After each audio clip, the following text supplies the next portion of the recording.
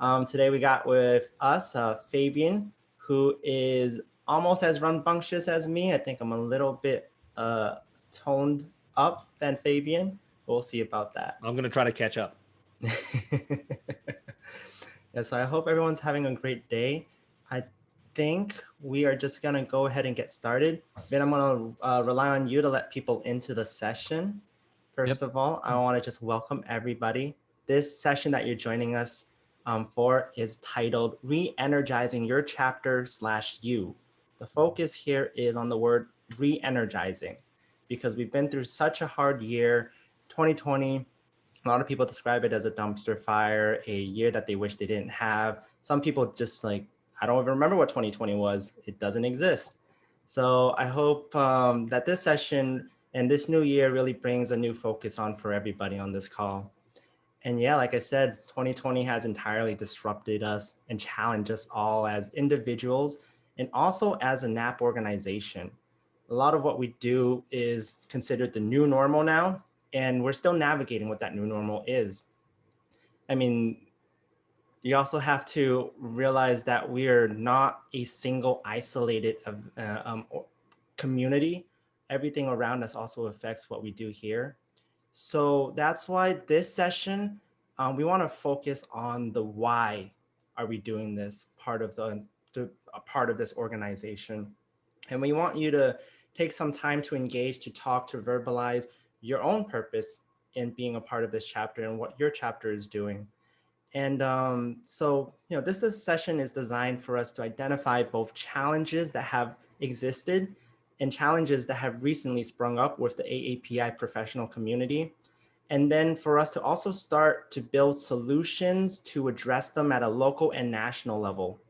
So when I say we want you to engage, I really mean it. I want you to almost in a moment's notice, unmute yourself, because I will call on people throughout the session. Even those that don't have video. I'm looking at you, Ricky. So before we dive right into the meat of this session, I just want to take some time to introduce the primary presenter and my dear friend, Fabian de Rosario. Fabian is both a business and community leader who has done so much for a lot of different people. In 2020 alone, he has hosted 143 different webinars on diversity and inclusion, unconscious bias, cultural inclusivity, and so much more.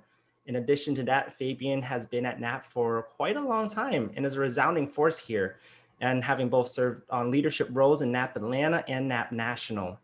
I am pleased to have Fabian here with me because if I'm going to be really honest, I can't imagine a better person than him to talk about purpose and mission. So throughout this session, Fabian and I have come up with a few talking points to get us engaged, talking about our history, our current state, and where we have to go in the future as AAPI professionals. And actually, I'll just pause there and without further ado, just welcome Fabian to the floor. So Fabian, why don't you take it away? And I'm going to share my screen. Okay. You're going to tell them a little bit about you too, right? Yeah, I'll do that after you. Oh, okay. Very good. Well, hello, everybody, and welcome to the session. Thanks for selecting this session. Harris, thank you so much for organizing this session. Let me tell you a little bit about me. As I'm going to use these pictures here. So my name is Fabian de Rosario. I'm calling you from my home in Atlanta, Georgia, right outside of Atlanta in the suburbs, in a town called Lawrenceville. And I've been in the US for 35 years. I came here as an international student, originally from the country of Malaysia. I spent a couple of years in boarding school in Edinburgh, Scotland. Yes, that building where I lived in my dorm room was the inspiration for the creation of Hogwarts Castle. And as you can see here, right after college, I started working in higher education. And then in 1998, my wife and I moved to Atlanta so that I could work for a nonprofit, a 501c3, just like NAP. And then I left full-time employment 16 years ago to do consulting and training and development. So when Harris said I did 143 webinars, and out of that 143 were a few pro bonos for NAP, for SACE, for OCA. Other than that, the rest of them were client engagements, and you'll see the logos of the so far I've got about 196 or so organizations that I've had a chance to work with. So that's what I do for a living. And I'm married to Jesslina, no kids, and little Jojo. So that's a little bit about me. All right, so I think it's my turn, right, Fabian? So Yeah, a tell them a little little bit bit about you about too. myself. My name's Harris. I go by he, him, his. I am a dragon boater, meaning I do this on my fun free time. I'm a coach and a paddler. I've been to national and local level competitions, have yet to go internationally, hoping to do that when we get back into the real life situation. I was born and raised in Boston my entire life, born over here on the East Coast, went to college in the East Coast, went to college at UMass Amherst, graduated with a bachelor's in chemical engineering. I've also been a napper for about 4-ish years. I think I've been here longer than most of my colleagues at Boston. So I'm like one of the more senior members. And also, I've been out since 2017. For those who knew me before I came out, it was a much different Harris, a much more reserved, quiet kind of guy. And after joining NAPT, after meeting and leading kind of from within, I really became just a much different person. And so I want to share that with everybody and also learn from everybody as well. You know, I am so happy to be here with Fabian because a lot of what we're doing today is just talking out loud and verbalizing our mission and purpose. So I'm going to stop there. I'm going to stop sharing my screen. And I just want you to full screen your videos with all of our videos. Let's do the Hollywood Squares, the Brady Bunch, and let's just get right to talking. Fabian, you ready? All right, sir. Let's do this. And let's let, you know what, I think I have control too. Okay, good. We just admitted somebody. Good. All right. So Fabian, we at the beginning of this national conference thing, we heard a little bit about Vincent Chin. Do you mind telling us a little bit more about that history and how that kind of started Nap Up? Yes, this happened in New York City, where a few friends, Asian Americans, Chinese Americans, the Vincent Chin incident, where basically a bunch of idiots that were concerned about, the it was the auto industry. They basically took out their frustrations on this individual who had nothing to do with auto labor issues or anything like that. And of course, that brought a very strong attention to the strong biases against anyone that looked Asian. And these friends in New York City decided that, you know what, we need to come together and band together and show a strong statement against this awful killing of an innocent person just because of stereotypes and negative biases. This happened 40 years ago. I probably should Google it and get my facts right here, but it's been about 4 decades when that happened.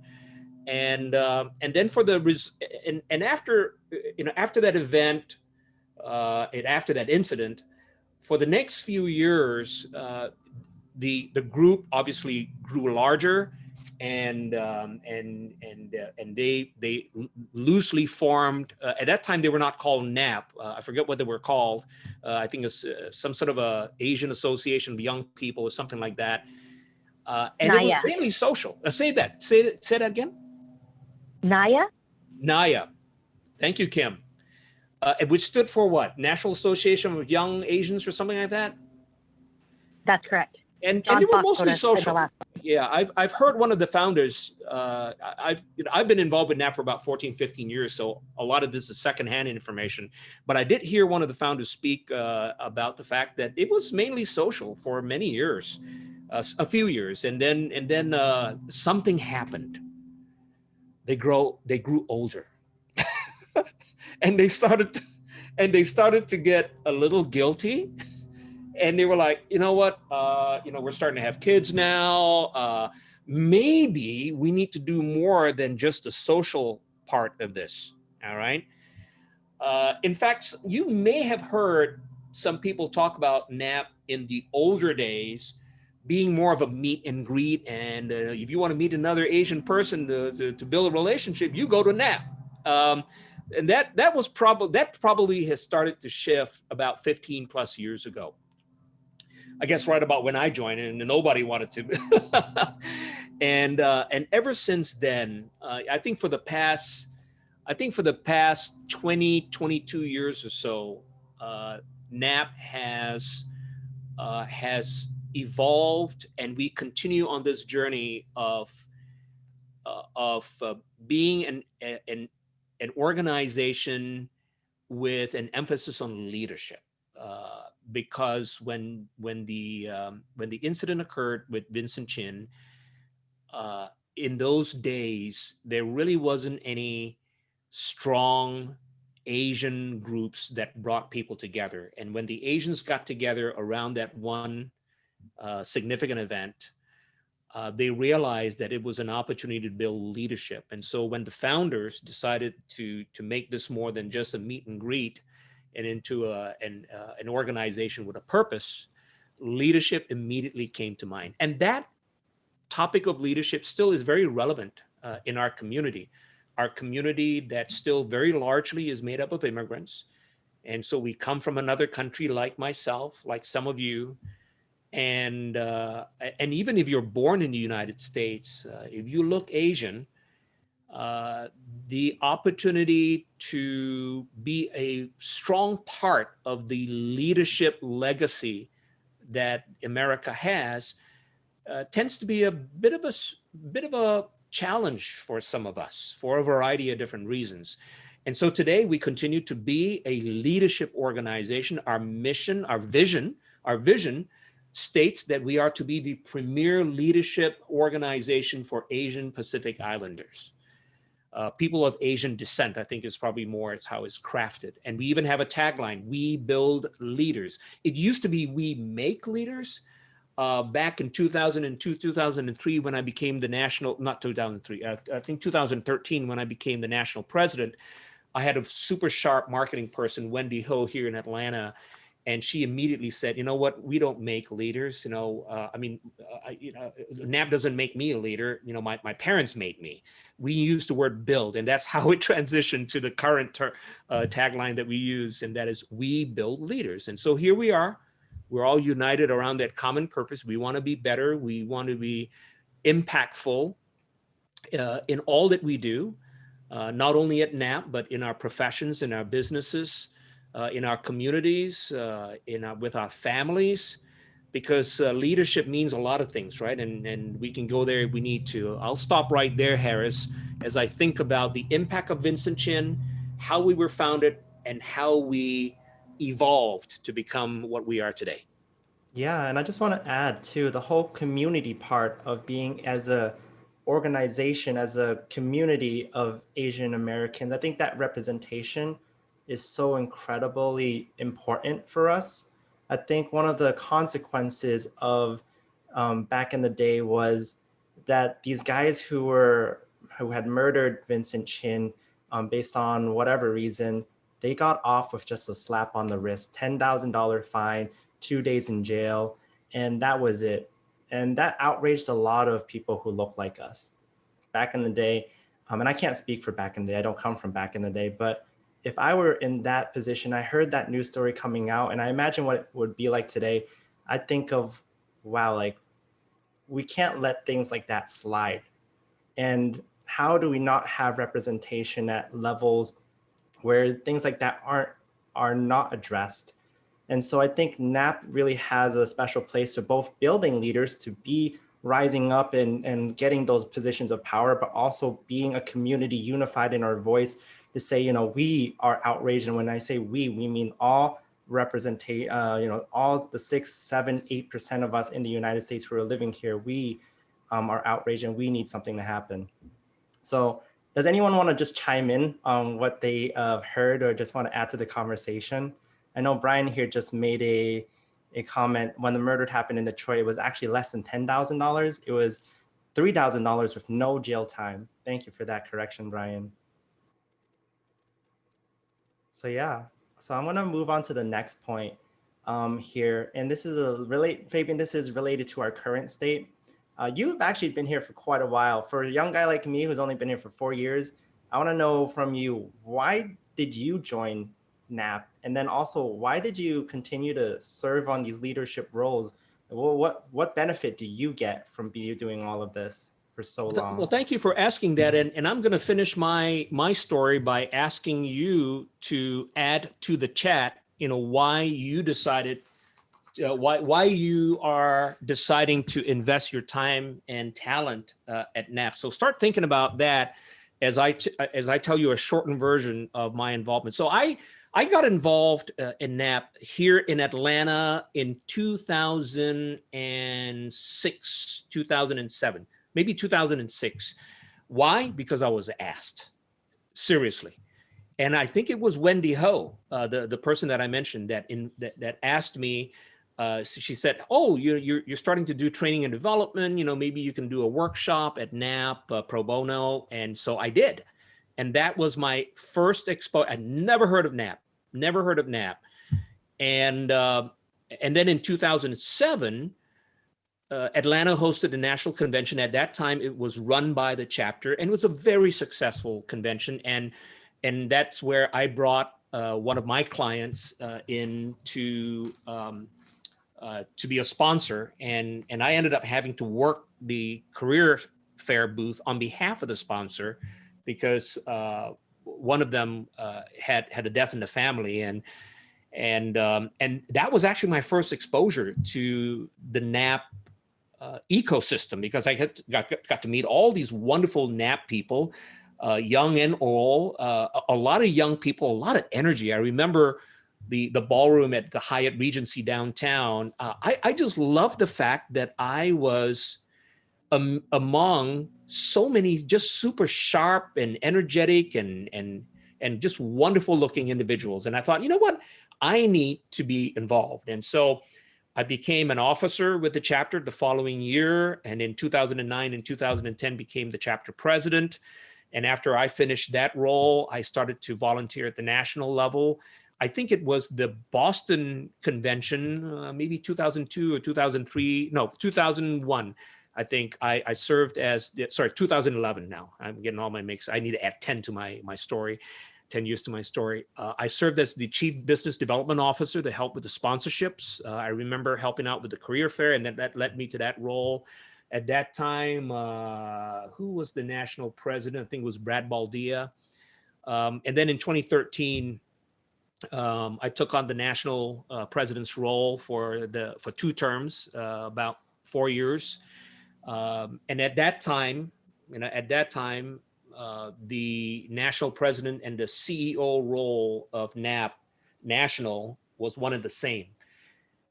And it was during that period that I did two, well, not I, but I organized 2 things. And one was the shifting of the board to become the board that it is today. And there was a lot of work that was already done by Edward Huang and some others, and David Lum, I remember. We wanted to shift the makeup of the board from representatives from every chapter, because our board meetings had something like 40 people.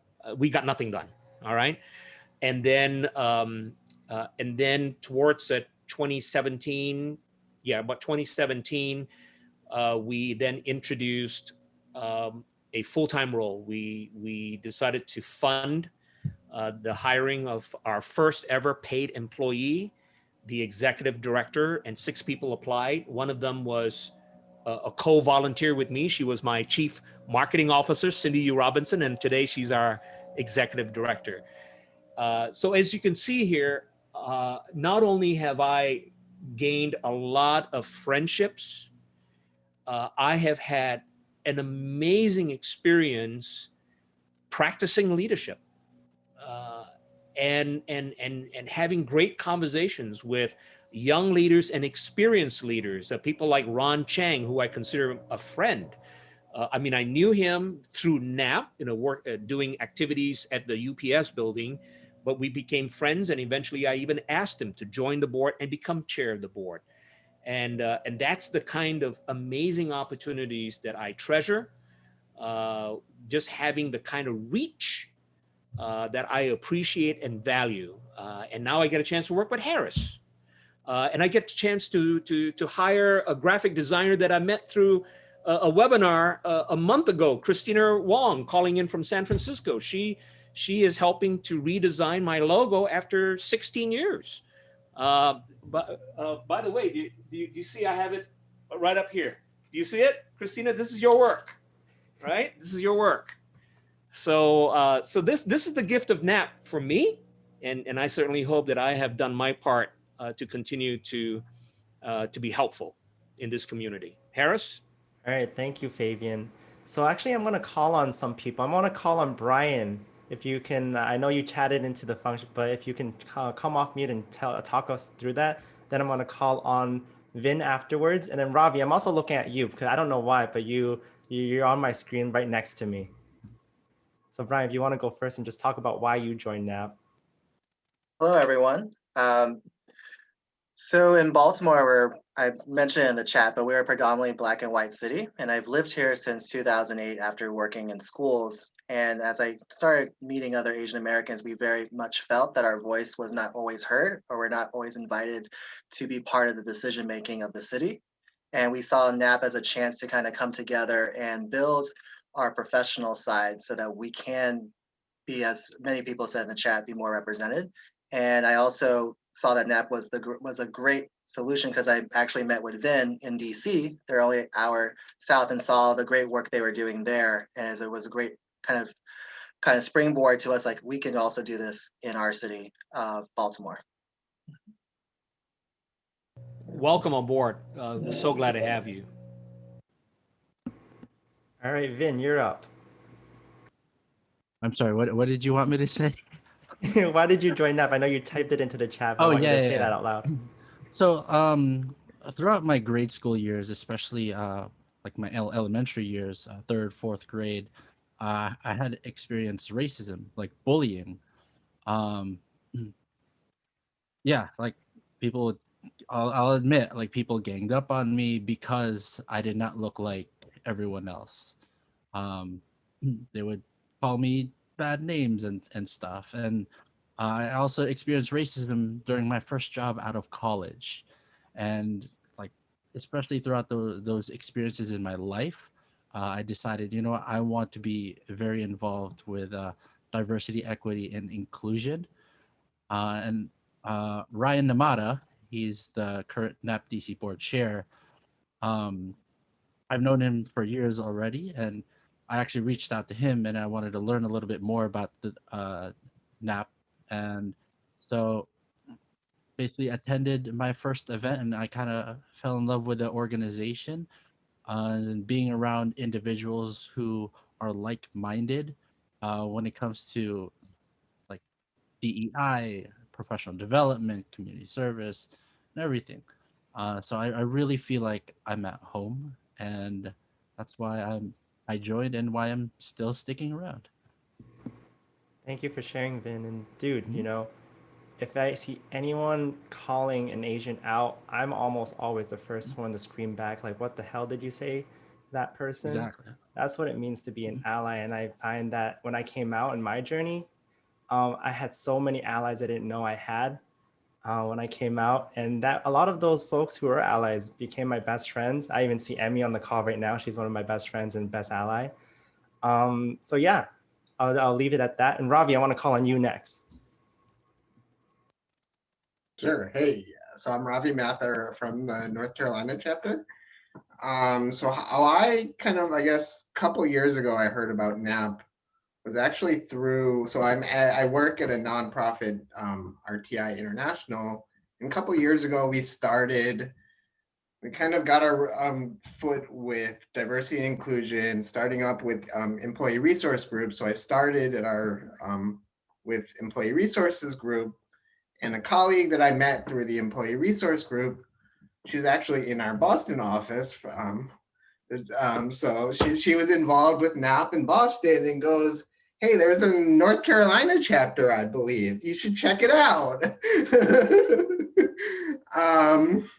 And that's how I kind of like met through like, I see Booz on, and our current president, Jeannie, kind of met cool people there and networked in there. And then kind of recently getting more on the board of the North Carolina chapter and meeting nationally kind of with the professional development opportunities, kind of just networking across disciplines and that kind of stuff, and that like community that's that kind of Vin just talked about and that kind of stuff.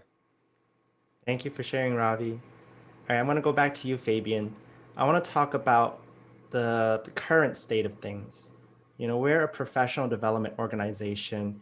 Some statistic I've read somewhere, I heard that it takes an Asian American it's 3 times as hard for an Asian American person to be promoted into a management position compared to an Anglo-Saxon individual.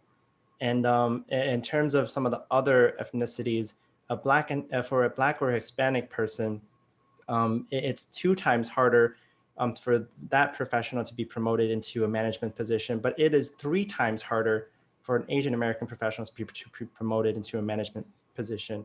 Is that true, Fabian? And can you talk us through how NAP kind of works on that side of things in terms of equity? Yes. I've heard those statistics. I cannot remember who came up with the research, but I will tell you anecdotally, again and again, my friends, I do hear and I do see in all organizations that I get a chance to work with. Last year was 23 different clients, ranging in sizes from Procter & Gamble to Colgate Palmolive to Kimberly-Clark to Truist. There's this glass ceiling, and I'll use Jane Hyun's terminology, that bamboo ceiling. And there are many reasons for that. Part of that is a bias, a stereotype that people have of Asians, that when they see us, they immediately think we're good at math, we're technical people, we're super smart. And I'll tell you that technical people are not the ones that typically rise to a C-level, maybe a CTO, chief technology officer. But even at Procter & Gamble, I work with the R&D organization quite a bit. And at Procter & Gamble, all their CEOs all come from commercial functions, right? They're ex-salespeople or something. R&D people never rise to that level. And that's like all races, all right? And so if the stereotype is that, we're just good technically, then we can only go so far, because at C levels, clearly those individuals need to be very multifaceted in their ability to lead. Relationship skills, influencing skills, all those come to play. Then when you add on for the Asian professional like you and I, that a majority of us are from another culture, and even if we're born in the U.S., we probably were born to parents who came from another country. There is this aspect of cultural nuances and cultural capabilities and networks of people that we lack relative to the white community here that has had generations to not only be, I was going to say to be acculturated here, but they made the culture here, right? They normalized the culture here. Plus all the connections that they have and all the clubs that they're a part of and all of that does influence who gets picked for those higher levels. It's really relationships. If you think about a typical pyramid of an organization, and you look at the lower levels, maybe even the mid levels of a typical organization, you're probably going to see a lot of diversity, right? You're going to see a lot of Asian managers and all that at those levels. Now, but then at the tip of the organization, you see it's just very homogenous. Among the Fortune 500s, we have just a handful of Black CEOs, a handful of female CEOs, and maybe 2 Asian CEOs. The rest are all white and male. Why does that happen? Because at the higher layers, at the higher stratus of any organization, the criteria to get there changes. Because at the lower and mid levels, the criteria for promotion tends to be competence. Right? You do well at your job, you get promoted. You do well at your job, you get promoted. We'll give you a team to lead. All right, you do well, great. We'll take you to the next level. You're an assistant director, you're an associate director, maybe a VP. But at the highest levels, the criteria for promotion no longer is about your technical capabilities. It is about relationships, who you know. In fact, a lot of times, they have already identified who's going to replace them at the top level because they've been mentoring that person already. And that's where you and I, as Asians, may not have the necessary strong connections that will pull us up that corporate ladder. And that's why you see many Asians who own businesses of their own and are highly successful. Why? Because if we just relied on inserting ourselves into what has already been established for generations, it will be a very tough ceiling to bust through. So we start our own businesses, big and small, and some quite big, like Zoom. The engineer that founded Zoom that is so successful because he got fed up with working at WebEx, where he couldn't make the necessary software changes in response to customer complaints. And so he's like, the heck with this, I'm going to get a bunch of Chinese people and put some money together and start Zoom. Look at where it is today. Thanks, Fabian. So I'm going to call on Susan. And I'm also looking at you, Carmen. You're right next to Ravi. I want you to share with us what's on your mind. You've been hearing us talk a little bit. What's on your mind? What are some of the challenges or barriers that you might see for the Asian American community? I think sometimes it's some of the cultural stories that we have in our head. And I think it's about being able to sort of see what that is. Some of us, and I know I did, growing up, I came to this country when I was young. I was 9 years old and I've been here most of my life. So a lot of times you consider yourself very American, but you don't realize that you have some of these cultural stories that are sort of baggage that you kind of, live with, that you hear all the time. And you don't even realize that you're sort of acting on that. So for me, how that showed up at work sometimes is, this idea of deference, really giving too much respect to my senior management, or, about sort of asking or waiting for permission before really kind of going after something. So I think it's about understanding some of that about ourselves, and really being able to kind of see that objectively and really kind of, try to see it from the perspective of those around you. And I think that is, for me, what was helpful in terms of kind of breaking through that. But I think, a lot of us just think that if we work really hard and we get our work done on time, that's kind of all it takes, and it's not. And the rules of the workplace is so different than the rules in school. So, in a lot of ways, all the things that are great about us and our culture works in our favor at school, but in the workplace, it doesn't, because it's sort of, the rules shift. And I don't think that we're all kind of prepared to deal with that. Susan, I'm delighted to see you and to hear your voice. I'm looking forward to our meeting 2 weeks from now. Me too. I didn't realize that you had left Macy's until I saw your LinkedIn profile, and now you have a coaching business. I hope we get a chance to work together. I'm delighted to see. She was a vice president at Macy's, I think, for the shoes business, and obviously very successful in corporate America. And so, Susan, you bring a lot to our community, and we need more experienced people to be part of this community. We have a lot of young people that are trying to make their mark, whether it's in business or in corporate America or in government. And we can be successful as a community if we stay connected, we stay involved. All of you are very special because you are the ones you are the engine of NAP. You have chosen to be a leader at NAP at your chapter or at a national level, which means that you are the catalyst for making things happen, for having gatherings, for having scholarship programs, for having social events that brings us together. That's what's going to help us, because it takes one individual at a time for together as a community, an API community, for us to be successful in the workspace and also in society as a whole. Yeah, thank you for sharing, Susan. All right, Carmen, you ready? Yes. And I can also attest to everything Fabian said. Susan's amazing.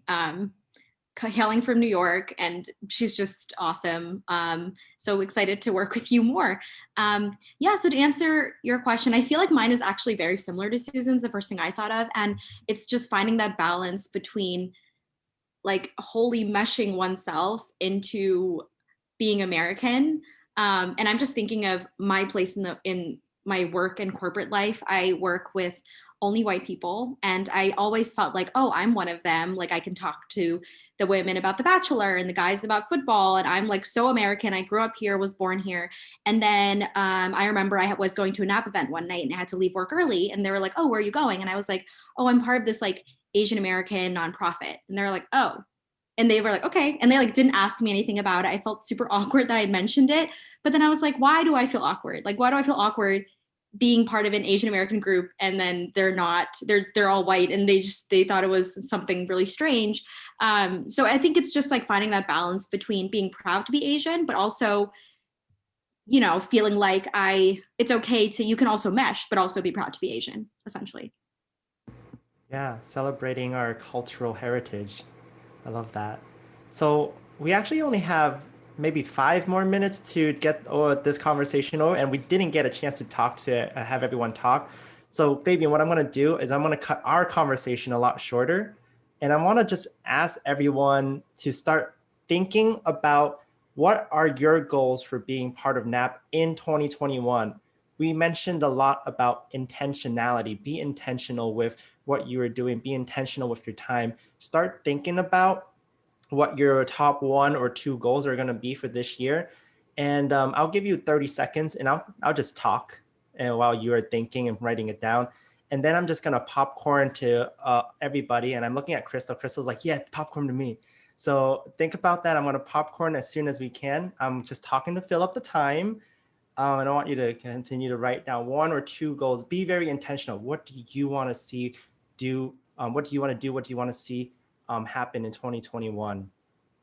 So I think I've talked for quite a bit. Anyone want to raise their hand and go ahead and let's start sharing and talking and verbalizing? And Crystal, let's call on you. I'll go. I wasn't nodding as yes, I want to talk. I was like, yes, I understand you. But actually, so we just recently talked about this with our leadership team. Our goal is we all found a common goal. We've all joined NAP to find our Asian community here in Colorado. We all are transplants and moved over here and are looking for that. But then also we realized as a leadership team, we don't really know who our members are. We have a really good relationship amongst our leadership team. So our goal this year is to really build relationships and get to know who our members are so that we can best serve them. Thank you. All right, Ricky, you raised your hand. You want to go next, sir? Yeah, sure, no problem. So for 2021, hopefully things will get back to normal. But before that, hopefully want to see more events, like more online events for us for the San Jose, just to keep on moving along as we ride out this pandemic. So hopefully get things back to normal as soon as possible in a safe fashion. Thank you, Ricky. Kimberly, I see you're next to Carmen. Do you want to go next? And then let's see, Xing, do you want to go after Kimberly? All right. lot about engagement lately as a social and cultural events director, how to keep people engaged in a virtual world, because so much of NAP, I think people love the people and they miss our in-person happy hours and things like that. So how do we create community in our virtual world and keep people interested, um, both on a friendship level and on a professional level, to keep learning and growing? Thanks, Kimberly. All right, Ching, you want to go next? Yeah, sure. So I'm the community service chair at NAP Chicago, and my goal for the year is to extend our reach into the community, to reach out to the nonprofits and service organizations around the city, to make them aware of who we are, what kind of programming we do, and the manpower we have behind us to do service events. So I'm really excited to form those relationships and help our grow our network within the Chicago area. Thank you. All right, so I think we're getting the message. I'm getting the private messages. Hey, time's up to go back to your main rooms. But if you want to stay on a little bit longer and to take a chat with us, I want to hear from you. And especially Christina, I want to hear from you because you're right next to Kimberly. But what I'm going to do is I'm going to post into the chat. Here is our links for back to the portal page. If you want to go back to the main room, feel free to do so. They're doing an optional break, and I think they have a little, like, I don't remember, they have another meme competition or something. So if you want to head back there, feel free to. But if you want to continue the conversation, we're gonna continue that over here. And Christine, I want to go on you next. Do you want to share your top 1 or 2 goals for 2021? Yeah, I was like, oh my gosh, you're breaking up, Harris. I would say that my 1 or top 2 goals for 2021 chapter wise. Am I still breaking up? No, we can hear you. Cool. I would say that just being able to take care of our membership, especially it's been for 2021 kind of a rough year. So I'm just looking for ways to, take care of our membership and seeing opportunities to for programming that it services our members better. Thank you, Christina. All right, let's do one more sharing of goals, and I want to go to our next question, which is, what kind of support do you need from everyone on this call? As a NAP organization, and we call ourselves a family, and I really want to make it so. When we say that we are a family, when we're all part of the same beautiful community, we really mean it. So if you need any support to make any of your goals come true, we want to hear how we can help. So I'm going to call just one more person, and I'm going to call on these video list people: Caroline, Emmy, Kim, Tiffany, June. If anyone wants to talk, go ahead and jump off mute.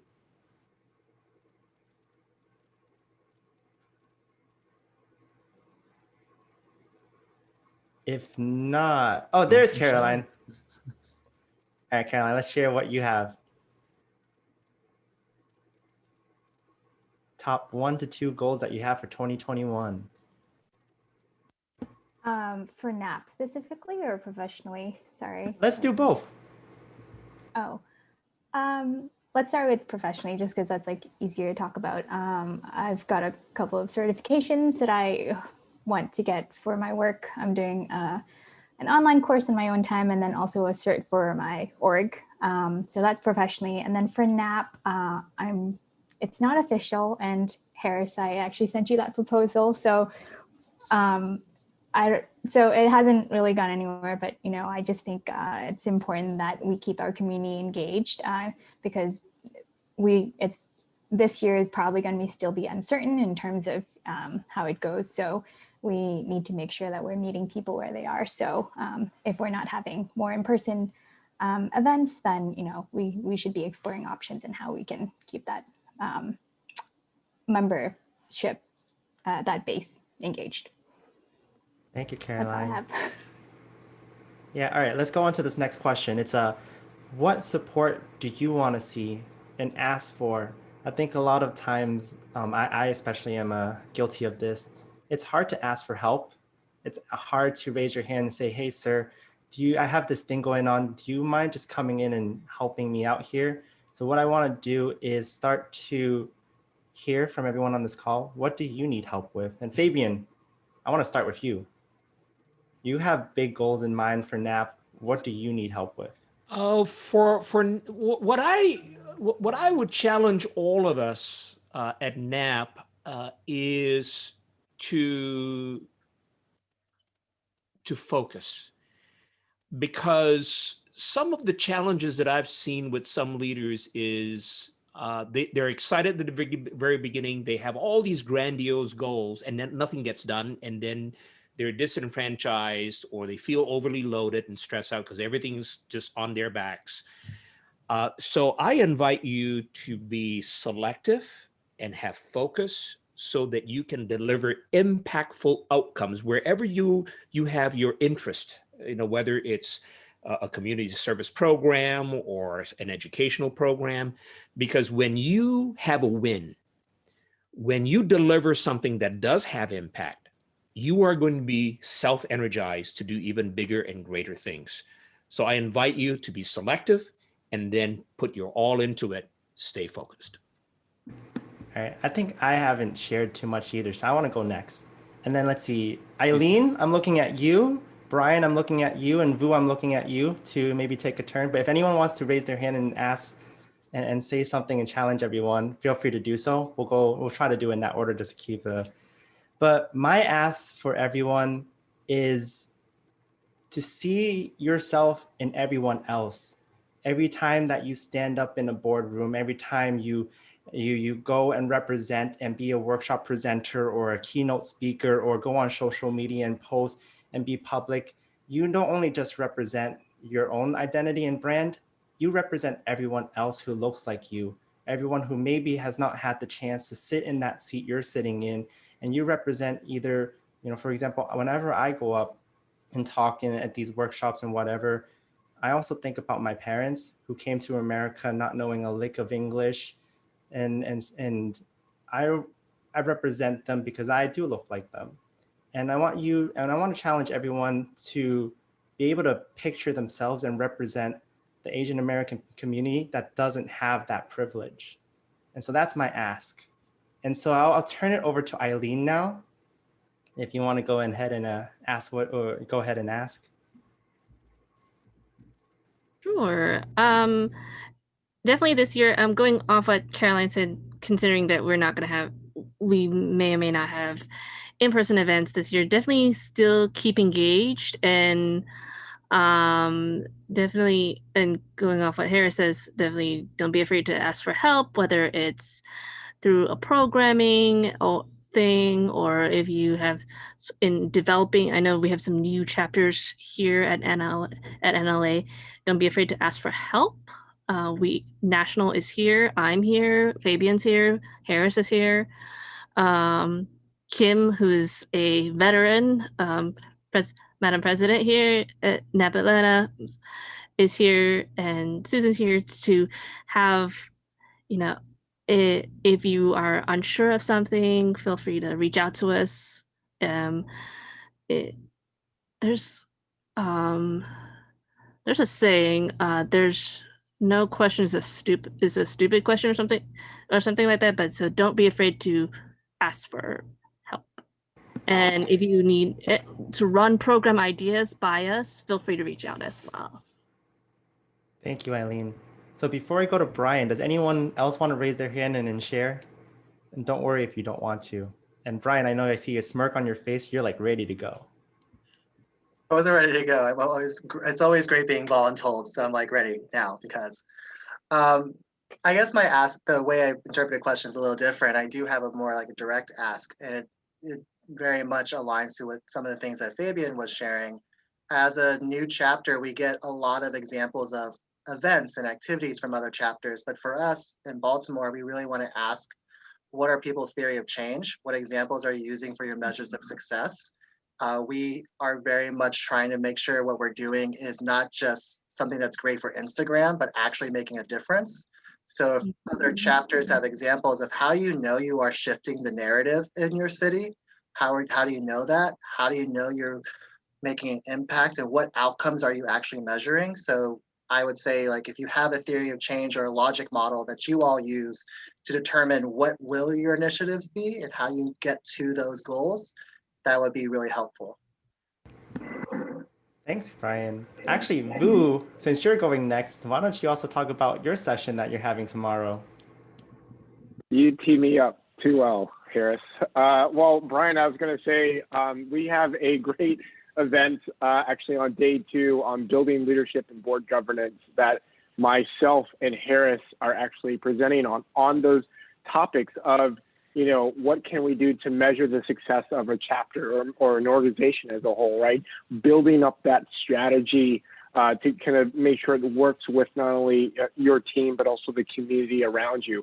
Building the leaders or finding the leaders to find that, you know, strategic fit that will suit your chapter and, you know, the vision of that chapter as a whole. So I think that's perfect segue. But I was going to say to the ask of Harris, you know, on his question, similar to you, Brian, NAP North Carolina we're only a year old, and we were just getting our kind of steps, our foundations moving forward. We had maybe 3 or 4 kind of in-person events, and just like that, COVID hit. And so we were kind of on this switch of survivability of what can we do to continue to add value to our existing members while at the same time not being there to see them. In addition to, from the operational side, you got to think about the hard questions, financing, right? So we're a nonprofit, but we also need dollars to come in to kind of help us kind of build up programs to ensure that we have survivability. How do we reach out to sponsors when we can't do that physically? So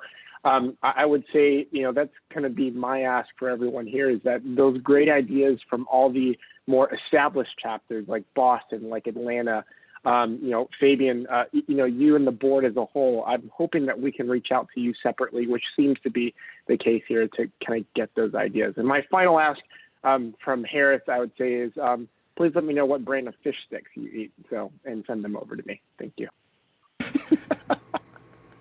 All right. So I hope everyone had fun during the session. I hope it was interactive and you got to take some time to talk, but also think about some of these things. It's really great we have this community, these type A individuals. I know a lot of you are type A. Don't lie to yourselves. And having us kind of come together and think about these things, that's super awesome. So I will let you all go. If you want to jump back into the main room, feel free to do so.